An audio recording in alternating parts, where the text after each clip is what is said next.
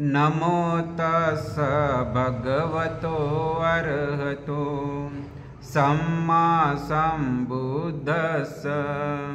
नमो तस् भगवतो अरहतो सम्मा सम्बुद्धस्स।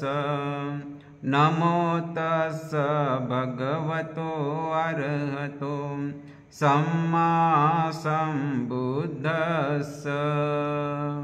महाकारुणिक भगवान तथागत सम्यक संबुद्ध भगवान बुद्ध ने सुआख्यात किया हुआ सद्धम्म के पवित्र पावन मार्ग पर चलने वाला आर्य श्रावक संघ प्रथमता 3 रत्न को त्रिवार अभिवादन करते हुए युगों युगों की गुलामी उद्ध्वस्त करने वाले द्वितीय बुद्ध शासन के कर्णधार बोधिसत्व परम पूज्य डॉक्टर बाबा साहेब अम्बेडकर, उनके धम्म क्रांति को आखिरी सांस तक समर्पण। और आज यहाँ उपस्थित सदस्य संपन्न बौद्ध उपासक उपासिका बाल तथा बालिका, उनको भी वर्षावास के निमित्त खूब खूब मंगल मैत्री। तो आज की ये गाथा है, ये गाथा पढ़ेंगे, इसका अर्थ। और ये कथा है रूपनंदा की।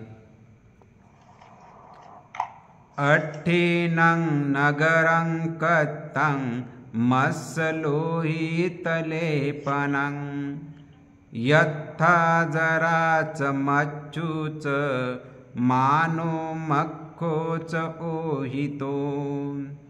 अट्ठीनं नगरं कत्तं मत्सलोहितलेपनं यथा जरा च मच्चुच मानो मक्खो च अहितो। यह हड्डियों का नगर बना है जो मांस और रक्त से लेपा गया है, जिसमें जरा मृत्यु अभिमान और भ्रक्ष छिपे हुए वाले हैं। तो ये इस गाथा का अर्थ है। इस कथा में विश्लेषण से बताया गया है। ये भगवान ने, ये धम्मदेशना शास्त्रा ने जैतवन में साधना करते हुए जनपद कल्याणी गणिका रूपनंदा को उद्देश्य कर कही गई थी। वह जनपद कल्याणी रूपनंदा थेरी एक दिन एकांत में बैठकर ये सोच रही थी कि मेरे बड़े भाई समस्त राजश्री छोड़कर लोक में श्रेष्ठ पुरुष बुद्ध बने, इनका पुत्र भी राहुल कुमार प्रवर्जित हुआ और मेरे पति भी प्रवर्जित हो गए। मैं भी अपनी इतनी ज्ञाति जनों के प्रवर्जित हो जाने के बाद इस ग्रस्त में एकाकी रहकर क्या करूँगी, क्योंकि मैं भी प्रवर्जित हो जाऊँ तो अंततः भिक्षु पुण्य पाश्रय यानी भिक्षुनी का आवास जाकर प्रवर्जित हो गई। परंतु उसकी इस प्रवर्जा में न्याति स्नेह ये बलवत्तर था कि धर्म के प्रति अति श्रद्धा न थी। अतिशय सुंदरता के कारण वहाँ भी वह रूपनंदा नाम से प्रख्यात हो गई। तो ये कोणाचा आवाज चालू है?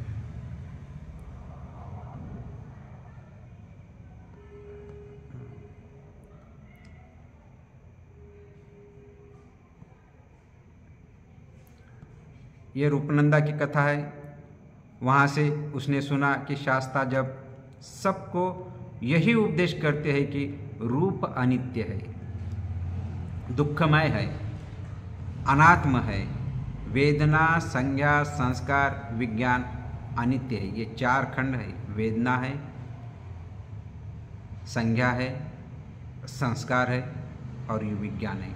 जिस किस व्यक्ति को ये 4 अपने शरीर के भीतर इस 4 खंडों को अलग अलग रूप से देखा जाने का समझ में आया, वो व्यक्ति धर्म के रास्ते पर आगे निकल जाता है। वेदना है, संज्ञा है, संस्कार है, विज्ञान है। ये अनित्य है, दुखमय है, अनात्म है। कहीं ऐसे न हो कि मैं सम्मुख जाऊँ तो वे मेरे रूप की भी निंदा करना आरंभ कर दे। इसी संकोच के कारण भगवान के सामने कभी वह नहीं जाती थी। उधर श्रावस्तीवासी सभी भद्र नागरिक प्रांत ही उठकर दान करते कर उपोषण ग्रहण कर स्वच्छ उत्तरासन शरीर पर डालकर हाथों में गंधमाला आदि पूजा सामग्री लेकर सायंकाल तक जैतवन में एकत्र होकर भगवान से धर्मोपदेश सुनते थे।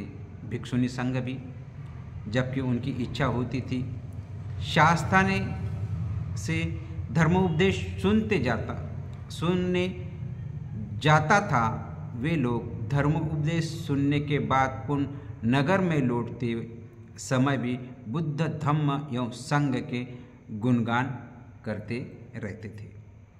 तथागत का लोग के गुणों, इस गुणगान का इस संसार में चारों तरफ देखने पर ऐसे विरले ही लोगों मिलेंगे कि जिनके हृदय में तथागत को देखने के बाद भी उनके प्रति श्रद्धा उत्पन्न न हो। रूप सौंदर्य थी, हे रूपनंदा बहुत सौंदर्यवान थी। प्रणाम श्रेष्ठ मानने वाले लोग भी तथागत का 32 महापुरुष लक्षणों से तथा अंश व्यंजनों से सुशोभित सुवर्ण वर्ण गौरव शरीर देखकर भी उसके प्रति श्रद्धालु हो ही जाते थे, हो उठते थे। ये स्वर सौंदर्य को ही श्रेष्ठ मानने लोग भी शास्त्रा के सैकड़ों जन्मों में विविध गुण घोष सुनकर तथा 8 अंगों से युक्त तथागत की धम्म प्रवचन पद्धति सुनकर उनके प्रति श्रद्धायुक्त चित्त से हो ही जाते थे, हो उठते थे। साधारण जीवनचर्या से कोई महत्व देने वाले लोग भी उनके चिवर आदि परिधान का साधारणता देखकर श्रद्धा चित्त से हो ही जाते थे। धार्मिक जीवन की यह महत्व देने वाले लोग भी तथागत के शील, सदाचार, ध्यान पद्धति, प्रज्ञा, ज्ञान आदि गुणों से वे अन्य किसे श्रेष्ठता के कारण उन्हें विशिष्ट पुरुष मानते थे। ऐसे श्रद्धालुओं का मुख कभी कभी तो तथागत की यथा तथा प्रशंसा करने में आपने को असमर्थ पाता था। तो रूपनंदा का ये धर्मानुराग, रूपनंदा ने भी भिक्षुणियों तथा उपासकाओं से तथागत का उपयुक्त गुण कीर्तन सुनकर मन में विचार किया। सभी लोग अत्यधिक मात्रा में मेरे भाई का गुणानुवाद कर रहे हैं, तो वह किसी दिन मेरा रूप देखकर उसकी कुछ निंदा कर ही देते तो क्या होगा। अंत में मैं भी भिक्षुणियों के साथ जाकर अपने को छिपाते हुए उनका धर्मोपदेश सुनने जाऊंगी। उसने अपना यह निश्चय भिक्षुणियों को बताया, जो भी कोई भिक्षुणी थी वहाँ पे। यह सुनकर वो भिक्षुणियाँ भी बहुत समय बाद रूपनंदा के चित्त में तथागत के दर्शन की कामना जागृत हो हुई है। तो आज शास्त्रा अवश्य ही उसको उपदेश कोई विचित्र धर्म देशना पद्धति से उपदेश करेंगे। अंत इसे सुनने हेतु हमें भी चालना मिल जाएगी, चलना चाहिए। तो यह हृदय से संतुष्ट होती हुई रूपनंदा को साथ लेकर तथागत के दर्शन हेतु चल निकल पड़ी। तो रूपनंदा चलने के समय ही निश्चय ही चुकी थी कि तथागत के सामने छिपे हुए ही रहना है। तो उधर शास्त्रा ने चिवर विचार किया कि रूपनंदा मेरे दर्शन हेतु यहाँ आ रही है और उसको कैसी धम्म देशना की जाए तो उसके अनुकूल हो। तब उन्होंने निश्चय किया, यह रूपनंदा रूपाभिमानी है, अभिमानी है, तो इसको अपने रूप पर अत्यधिक गर्व है। कांटे से कांटा निकालने की तरह इसके रूपमंद का नाश तभी हो सकता है जब इसको इससे भी विशिष्ट रूप तरीके से उदाहरण दिया जा सके। यही पद्धति के इसके अनुकूल रहेगी। यह निश्चय सानिध्य में कर उन्होंने उसके विहार में प्रवेश के समय ही 16 वर्ष की एक तरुणी रक्त वस्त्र से सुशोभित स्त्री को, जो कि हाथ में पंख लिए हुए थी, और अपने पास खड़ा कर पंखा चलाती हुई सी दिखाई। उस समय उस स्त्री को या तो शास्ता देख पा रहे थे या फिर रूपनंदा। उस रूपनंदा ने भिक्षुणियों से 7 विहार में प्रविष्ट होकर भिक्षुणी से पूछकर पीछे से छिपकर शास्ता को शरीर के 5 अंगों से प्रणाम कर भिक्षुणी के बीच में बैठकर शास्ता को पैर से सर तक देखती हुई उनके लक्षणों के अनुव्यंजन एवं व्याम भ्रभ युक्त गौरवर्ण शरीर तथा पूर्ण चंद्र के समान मुख के देखने के बाद उसके पास खड़ी हुई और उसी तरुणी स्त्री को भी देखा जिस तरुणी को भगवान ने अपने रिद्धि बल सिद्धि बल से उन्हें से 16 साल की उनको खड़ा किया था बाजू में। रूपनंदा उसे देखकर अपने शरीर से उसकी तुलना करने लगी तो अपने पास को ऐसा पाया कि जैसा राजहंसी के समान कविका की खड़ी हो। उसी स्त्री को देखने के साथ वही उसकी आंखें चाकचिक यानी कि चाक चौकी थी, पूर्ण हो गई थी और उसकी प्रशंसा में उसकी सोच कि इसके केस कितने सुंदर है, ललाट भी कितने सुंदर है और वह उसके शरीर के समस्त अंगों की शोभा वर्णन करती हुई उसमें अनुरक्त हो गई। शास्ता ने रूपनंदा की उसमें इस अनुरुक्त को देखकर उसको धर्मोपदेश करते हुए उस परिचारिका को 16 वर्ष वाली रूप सौंदर्य का हटाकर उसको 20 वर्ष का दिखाया। 20 वर्ष के रूप सौंदर्य को देखकर उसके ध्यान में आया कि यह सौंदर्य पहले जैसा तो नहीं है। तो अंत वह उस कुछ विरिक्त चित्त हुए। इस तरह शास्ता ने उस परिचारिका की स्त्री को रूप सौंदर्य क्रम से कम करते हुए मध्यम आयु की तथा अधिक आयु वाला प्रौढ़ावस्था तथा अंत में पूर्णतः जरा जीर्ण वृद्धा स्त्री का रूप दिखाया। और यह सब देखकर रूपनंदा को भी क्रमशः उसके विषय में यह विचार होता गया, इसका वह पहले वाला विशिष्ट रूप नहीं रहा गया, अब तो यह जरा जीर्ण झुरिया वाली हो गई, उनका शरीर झुरिया पड़ गया, बूढ़ी हो गई, गंजे सर वाली और टूटे दांत वाली, जगह जगह झुकी हुई पुरानी मकान की जैसी धारण की तरह दिखाई दे रही है। तो यह लाठी के सहारे खड़ी हुई, इसका समस्त शरीर काँप रहा है। यह देखकर उसके मन में उसके प्रति पूर्णता विरक्त हो गई। उसके बाद यह परिचारिका शास्ता द्वारा रोगग्रस्त दिखाई दी, इतनी रोगग्रस्त दिखाई दी, अंत में वह पंखा छोड़कर करुण क्रदन करती हुई भूमि पर गिर गई और अपने ही मूत्र एवं पुरुष एवं लिपटी हुई वेदनापूर्वक करवटें लेने लगी। रूपनंदा उसकी यह स्थिति देखकर अत्यंत विरक्त हो गई। अंत में शास्ता ने उस परिचारिका का मरण भाव दिखाया और उसका शरीर स्वरूप में आ गया। आँख, कान, नाक आदि कीड़े निकलने लगे, जगह जगह से पूर्व यानी कि ऐसा भाव बहने लगा। कौवे आदि आकर चारों तरफ से उस मर्त्य शरीर को नोचते हुए खाने लगे। रूपनंदा ने भी उसके शरीर की यह स्थिति देखकर सोचने लगी, यह स्त्री इसी स्थान पर देखते देखते वृद्ध हो गई, रोगग्रस्त हो गई, अंत में मर भी गई। क्यों?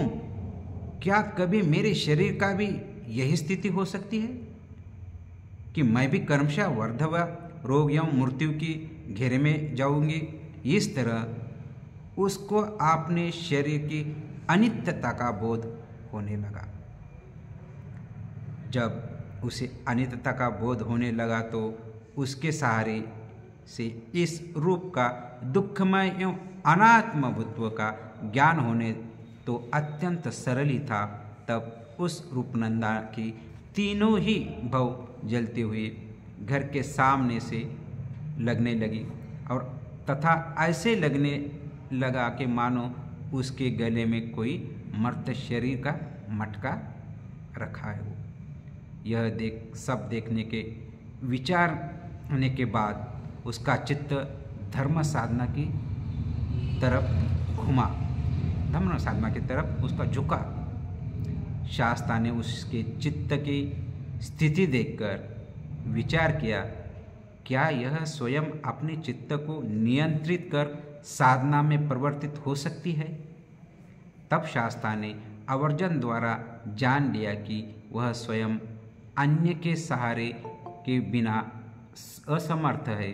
अंत इसको बाहरी सहारों की आवश्यकता है तथा उसके तदनुकूल धर्मदेशना करते हुए भगवान ने ये गाथा कही, जो पहली गाथा मैंने किया कि रूपनंदा तो अपने इस रोगग्रस्त अपवित्र एवं दुर्गंधमय इस पंचस्कंद संगीत शरीर को देख, जिसके में ये स्थान स्थान में गंदगी फैलता रहा है, जो मुख जनों के लिए प्रिय लग सकता है तथा वे ये इसकी प्रशंसा कर सकते हैं तथा इसकी इस अनित्यता की तरह इसको धातुओं तथा शून्यता की दृष्टि से देखेंगी तो भी तुझे अपने शरीर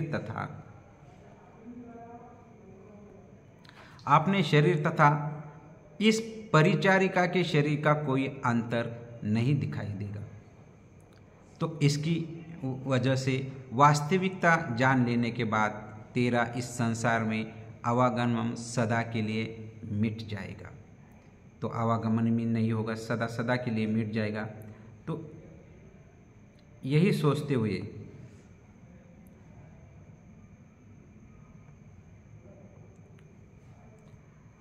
तू अपना भवराग भव में आसक्ति मिटाकर शांत हो, निर्वाण प्राप्त कर इस संसार में विचरण कर पाएगी। तो भगवान ने इस तरह निंदा भिक्षुनी की ये उपयुक्त गाथाएं कही। इस देशना के अवलंबन कर रूपनंदा संसार की वास्तविकता जानकर श्रोतापत्ति फल प्राप्त हो गई। फिर इस रूपनंदा को आगे की सकृतगामी आदि 3 मार्ग फलों की प्राप्ति हेतु विपश्यना साधना हेतु शून्यतम कर्मस्थान दिया गया। उसका उपाय बताते हुए और वो साधना करते हुए ध्यान लगाया और ध्यान दिया। और नंदा इस शरीर को कोई वास्तविक में नहीं है कि ये कहाँ से, इसमें अल्प मात्रा में भी सार या स्थायीता नहीं है। यह तो केवल 300 हड्डियों का एक समूह है। 300 हड्डी है हमारे शरीर के भीतर, ये समूह है। और अंत इसे अस्थिनगर मात्रा कहा जाता सकता था। तो यह कहकर भगवान ने धर्मोपदेश देते हुए रूप में यह भगवान को गाथा कही। अट्ठीनं नगरं कत्तं मत्सलोहि तलेपनं यत्थ जराच मच्चुच मानो नखोच ओहितोति। यह हड्डियों का एक नगर बनाया गया है जो बाहर से मांस और रक्त द्वारा लिपा पोता दिया गया है, जिसमें वर्धावस्था, मृत्यु, अभिमान और ईर्ष्या आदि दुर्गुण से आवास करता है। यानी कि उसमें ये दुर्गुण सारे रहते हैं, राग, द्वेष, मोह, माया सारे। तो जैसे ही अन्न तथा शाक सब्जी के आदि के पौधे की रक्षा के लिए भूमि में लकड़ियों की गाड़ दी जाती है, और उसी तरह जैसे नगर में बिल्लियों बांधकर मट्टी का लेप कर नगर में घेरा का निर्माण किया जाता है, वैसे ही ये शरीर अंदर से 300 हड्डियों का समूह एकत्र कर फिर उन्हें पेशियों से बांधकर, ये पेशी है, रेड ब्लड पेशी, वाइट ब्लड पेशी, पेशियों से बांधकर ऊपर से मांस एवं रक्त का लेप लगाकर उसको त्वचा से ढककर जीर्णता तक पहुँचने वाली जरा मरण तक पहुँचने वाली मृत्यु का अपनी यथाकथित वर्ध के साधक अभिमान विनाश तक पहुँचने वाली ये असूया है, अन्य क्या असूचि है, ये दिखने में असूचि है, सुंदर नहीं है। तो इसका लक्ष्य आश्रयभूत है कि यह नगर बनाया गया, एक नगर है ये सारा। कहने का तात्पर्य यह है कि इस शरीर में केवल शारीरिक तथा मानसिक कष्ट ही उपलब्ध हो सकते हैं और यह ग्रहण करने योग्य अन्य कुल नहीं है। तो इसके ये देशना के साथ ही साथ वो रूपनंदा थेरी आरंभ हो गई और वहाँ के बहुत सारे उपासक उपासिका भिक्षु भिक्षुणी की ये गाथा बहुत फलदायी हुई। तो यह जनपद कल्याणी रूपनंदा स्थविर की कथा है। इसके बारे में कोई किसी का प्रश्न है तो आप पूछ सकते हो। कोई किसी को समझ में नहीं आए, ये रूपनंदा काय मराठीत सांगायचं? समजलं? सांगायचं? ठीक आहे ठीक आहे। हे भगवान बुद्धांची बहीणच होती रूपनंदा। रूपनंदा तर कोणतीही एखादी स्त्री जर जास्त सुंदर असल्याच्या नंतर प्रत्येक स्त्रीला वाटते की माझ्या इतकं सुंदर कोणीच नाही, मीच फार सुंदर आहे, मीच फार सुंदर आहे। आणि ज्यावेळेस सुंदर असते ते सुंदरता दिसते ते, तर मग तिला वाटलं की चला मी तथागत भगवान बुद्धांच्या या भिक्षुणी संघामध्ये, पारमी होती तिची महान, तिनं चिवर घेतलं। चिवर घेतल्याच्या नंतर नाही का ती भिक्षुणी झाली। भिक्षुणी झाल्याच्या नंतर मग ती काय साधना करत नव्हती, काही नाही, चिवर घेतलं, सर्व झालं बस। मग लोकांचं आकर्षण कसं असते, जे कोणी सुंदर दिसते तिकडेच आकर्षण राहते प्रत्येकाचं, कोणी असो। अरे ते बघा ती मुलगी लय सुंदर आहे, हे मुलगी लय सुंदर आहे, हे मुलगा लय सुंदर आहे, हे लय सुंदर आहे, प्रत्येकाचं असं आकर्षण असते। आणि हिला सुंदर म्हणत ना का हिच्यामध्ये इतका अभिमान झाला, तिला वाटत की माझ्यासारखं सुंदर तर या जगामध्ये कोणीच नाही आहे, मीच सुंदर आहे। आणि होती जगाच्या नगरमध्ये राहणारी, सुंदर होती, सर्व पुन्हा श्रेष्ठी पण होती, सर्व गोष्टी संपन्न होत्या। पण ते तथागत भगवान बुद्धाचा उपदेश ऐकायला झाले तर म्हणतील तथागत भगवान बुद्ध माझ्या या रूपाची कधी ना कधी प्रशंसा करतील, तर हे करतील तर मला त्यांच्याविषयी पण थोडी नाराजी व्यक्त होईल। आणि बुद्धांच्या प्रती नाराजी व्यक्ती कशी करायची त्याच्याकरता ते तथागत भगवान बुद्धाचे प्रवचन ऐकायला जात नाही। चिवर वगैरे घेतलं, सर्व घेतलं, पण ते जात नसं। पण लोक जसे भगवान बुद्धांच्या प्रवचन ऐकायचे, उपदेश ऐकायचे, बरेच लोक कोणी सोरतापती फळाला प्राप्त व्हायचं, कोणी कोणत्या फळाला प्राप्त व्हायचं। तथागत भगवान बुद्धाची नेहमी प्रशंसा चालायची, भगवान बुद्धाने हे उपदेश दिला, ते उपदेश दिला। कोणी जसे आहे तसे भगवान बुद्ध जसे माणसाची त्या समोरच्या व्यक्तीची काय चित्ताची चेतना आहे हे बघून त्यांना त्याच पद्धतीचे उपदेश द्यायचे।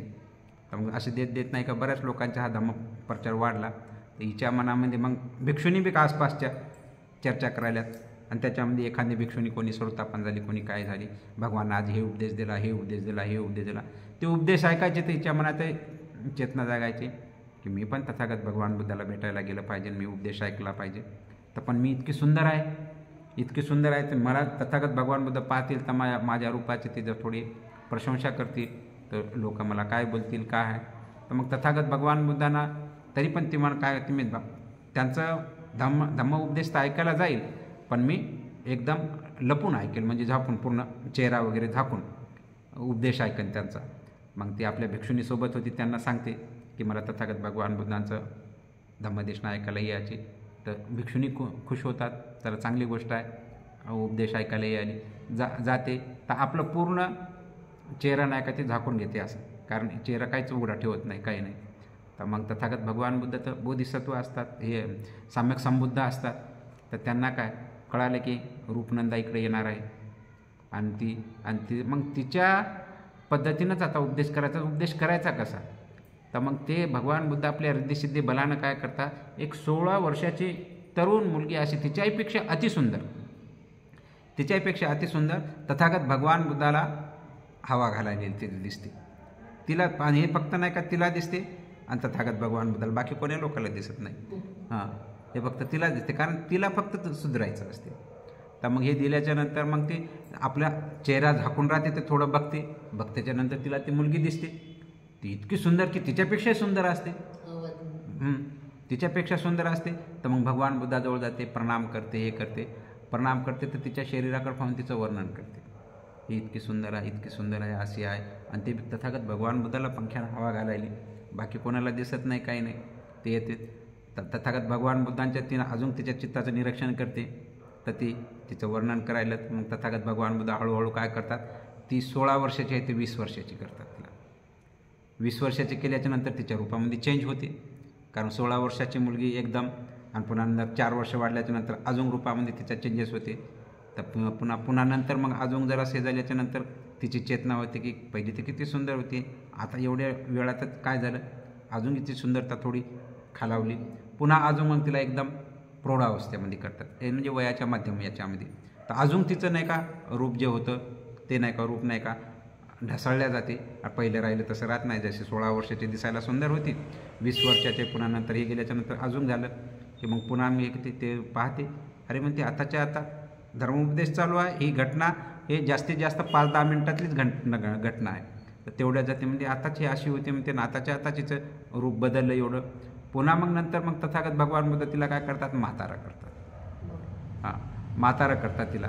म्हातारा केले की मग ते रूपनंदाला म्हातारा केल्याच्या नंतर मग ती एकदम वाकून जाते, वाकलेली, अशा शरीराच्या मांस असं लोंबायलेलं, ज्याला शरीरामध्ये झुऱ्या पडल्या अशा इकडून तिकडून. पहिली दिसायला किती सुंदर, आणि आता म्हणली हिचं एकदम शरीराच्या पूर्ण कातडी लोंबायली, हे करा, चेहरा पहिल्यासारखा दिसणार झाला. तर तिची शरीराप्रती आसक्ती थोडी होते, म्हणते माझ्या शरीराचं असंच होणार आहे का, माझ्या शरीराचं पुढं असंच होणार आहे का. मग ते हे करताच्या नंतर पुन्हा मग भगवान बुद्ध काय करतात, तिच्या शरीराला नाही का रोगराईनं ग्रस्त करतात. इतकी रोगराई राहते आणि ती इतकी वेदनानं त्रस्त होत राहते, एवढ्या मोठमोठ्यानं ओरडत राहते, किंकाळ्या करत राहते. रोगराई, आता रोगाचा त्रस्त ज्याला व्यक्तीला रोग असतो तोच व्यक्ती जाणतो, दुसऱ्याला कोणाला तर त्याची काही जाणीव होत नाही, हे पाहते. पण ही तिला जाणीव होते, बाकी बसलेली धम्मसभामध्ये असतात कोणालाही हे कळत नाही आहे, फक्त तिला जाणीव होते. तर मग ती म्हणते, अरे माझी अशीच परिस्थिती होणार का, माझं वय जास्त झाल्याच्या नंतर. तर हे पण पुन्हा नंतर हे झाल्याच्या नंतर तिला मृत्यू शरीर दाखवतात, आणि मृत्यू शरीर झाल्याच्या नंतर तिच्या इकडून तोंडातून किडे यायले, इकडून किडे यायले, इकडून किडे यायले, पूर्ण शरीर ते किड्यानं खाल्ले. अजून तिची या शरीराप्रतीची जेवढी आसक्ती होती ती तिची पूर्ण आसक्ती नाही का हे होऊन जाते की अरे म्हणते माझ्या शरीराची हीच अवस्था होणार आहे. तर मग नंतर नाही का तथागत भगवान बुद्ध या गाथेनं तिला सांगतात की जे पूर्ण शरीर आहे ना, याच्यामध्ये 300 हड्डी आहे, हे आपल्या शरीरामध्ये सगळ्या लहान मोठे आहे ते सगळ्या, आणि 300 हड्डीचं हे नाही का एक नगर आहे, आणि या नगरामध्ये सगळाच रोगराई आहे. याच्यामध्ये राग आहे, द्वेष आहे, मोह आहे, माया आहे, पुन्हा सर्व बिमारीनं भरलेलं आहे. तर याच्या तर बाहेर जर निघायचं असेल तर म्हणे चित्ताला एकाग्र करून नाही का ध्यान करावं लागेल, विपश्या साधना करावं लागेल, तर तू या रोगाच्या बाहेर निघतोस. तर ती मग लगेच तिचं चित्त नाही का या शरीराला बघून नाही का एकदम नर्वस होऊन जाते, आणि मग नाही का तिचं चित्त नाही का अभिमानाच्या बाहेर निघते. कारण काय या शरीराप्रती आसक्ती करून आहे, एक ना एक दिवस तर आपल्याला मरायचंच आहे, की लगेच भगवान बुद्ध तिला नाही का विपश्यना सांगतात, हे सांगतात, आणि लगेच तिचं चित्त नाही का समतामध्ये येते. समतामध्ये चित्त आल्या ती सर्वोत्तापन होते, आणि सर्वोत्तापन झाल्याच्या नंतर सक्रदागामी होते, आणि नंतर उपदेश ऐकत ऐकत ती अर्हंतही बनते. आणि बऱ्याच साऱ्या महिलांना ही कहाणी नाही का लाभदायक ठरते. तर हे जरासंध आहे, तर हे माणसाच्या हे अशुभानुसतीचा उपदेश आहे की आपलं दिसते हे शरीर शुभ, पण हे शुभ नाही आहे. बघित गेलं तर सगळी घाणच घाण शरीरात आहे, जिथं तुटून हे काय आहे ते. तर काही असं जसं जसं शरीर वाढते तसं तसं नाही का रोगराई सुरू होते, आणि एक दिवस प्रत्येकाला मृत्यू येणार म्हणजे येणार. हे नाही का काळ्या दगड्यावरची रेघ आहे. तर समतामध्ये जर राहिलं तर या रोगराईच्या बाहेर निघता, जन्म मरणाच्या बाहेरच निघता येते. तर भगवान बुद्ध सांगतात की हे विपश्यना करा, आणि चित्ताला समतेत ठेवा, राग द्वेष मोहाच्या अभिमानाच्या बाहेर ठेवा. चित्त समतेत असलं आणि जर मृत्यू आला तर पुन्हा नंतर त्याचा कोण्याही लोकांमध्ये जन्म होत नाही, तो अनंत रोगातून बाहेर निघतो, आणि मग तो नाही का अनंत झाल्याच्या नंतर तर जन्मच नाही पुन्हा, तर अनंत सुखाच्या जीवनामध्ये तो सतत जीवन रखतो. तर अशी ही रूपनंदाची कथा आहे. समजली?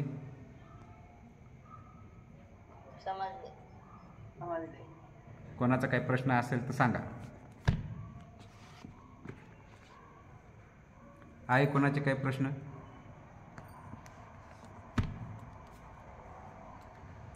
बोला प्रभाकर साहेब बोला. नाही, ते रिद्धी बल सिद्धी बलाने तिला उपदेश देण्यासाठी ते बनवलेली असते. हां रिद्धी बलानं ते बनवतात. तसे भगवान बुद्ध असते ते रिद्धी बल सिद्धी बलाचा. आता कसं अंगुलीमाला सोबतही रिद्धी बल सिद्धी बलाचा उपयोग केला. हां तसं मग या रूपनंदाला फक्त तिला नाही का, कारण तसं सांगितलं तरच ते नाही का शरीराप्रतीचे. आपण एखाद्या कोणा दुःखी व्यक्तीला बघितल्याच्या नंतर आपल्या मनामध्ये थोडी कळकळ लागते की नाही. हां मग तसं तिला बघितल्यानंतर अरे हे 16 वर्षाची होती, 20 वर्षाची झाली, ताज बदलली, अरे प्रौढावस्था झाली, अरे म्हातारी झाली, मेली, किडे पडली त्याच्यामध्ये. हे बघून बघून तिचं नाही का मग मग ते माझंही असंच होणार आहे. तर याच्यावरती काय आसक्ती करायची. तर लगेच भगवान बुद्ध तिला विपश्यनाचं कर्मस्थान देतात. आणि कर्मस्थान दिले की लगेच ती सोडतापण होती. सोडतापण झाली की मग सकळताकामी होते आणि अरहंतही होती. हे फक्त 5-10 मिनिटाच्याच याच्यामध्ये होती. तर तेवढा भगवान बुद्ध त्या महिलांचा तितकी गती वाढवतात. तर असं आहे. तर ते रिद्धिबल सिद्धिबलाचाच प्रयोग करून तिला ते धामामध्ये आणतात. तर असं आहे. बोला प्रभाकर साहेब बोला. बोलता का तुम्ही ऑन केला म्हणून म्हटलं. बोला काय प्रश्न आहे? त्याचे प्रश्न तर तुम्ही खूप छान सांगितला. आता प्रश्न काही नाही आहे ना. बरं मी ऑन केला. अच्छा अच्छा. खूप छान सुंदर माहिती दिली आम्हाला रूपानंदाची. महाप्रजापतीची सोय ना. रूपानंद भगवंताची बहीण.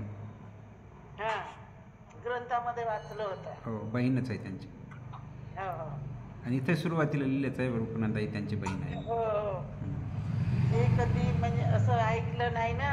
ते खूप तुम्ही छान सांगितलं म्हणजे म्हणून मी ऑन केलं. ठीक आहे ठीक आहे. अजून कोणाचे काही प्रश्न आहेत? प्रश्न असेल तर बघा, नाही तर घ्या 4 प्रतिज्ञा. बोला कोण बोलता? हां अनिताताई गोंडाने बोला.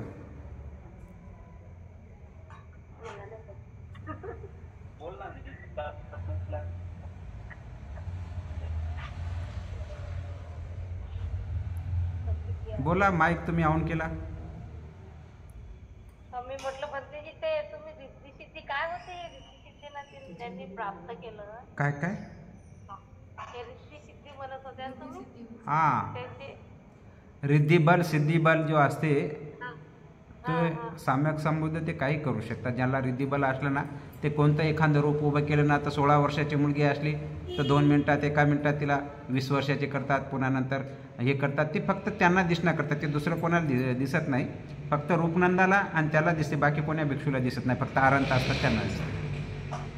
तर हे रिद्धिबल सिद्धिबलाचा काही ठिकाणी तथागतांना उपयोग केला. रिद्धिबल सिद्धिबलामध्ये भरपूर ताकद असते. तर ते प्रथम ध्यानापासून 4 ध्यानामध्ये गेल्याच्या नंतर ते प्रत्येकालाच लाभ होतो त्याचा. भंतेजी मला हे मालूम नव्हतं की भगवान बुद्धाची बहीण होती. अच्छा रूपनंदा. अच्छा ठीक आहे. छान भंतेजी तुमची प्रवचन. मराठीत समजलं का हिंदीमध्ये? नाही मला मराठीत समजतो. अच्छा अच्छा आपण मराठीत आहेत ना. अच्छा अच्छा ठीक आहे ठीक आहे. ठीक आहे मग घ्या 4 प्रतिज्ञा घ्या. नाही दुसरं कोणी घ्या. कोण घेते 4 प्रतिज्ञा? तुम्हाला येतं?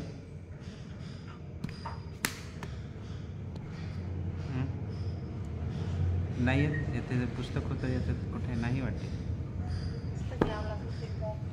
कोणाकडे आहेत ज्यांना पाठ आहे त्यांना घ्या.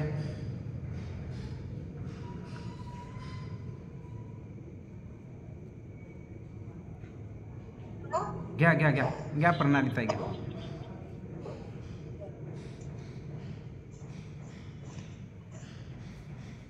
प्रतिज्ञा आपण करूया. जीवसृष्टी आहे असे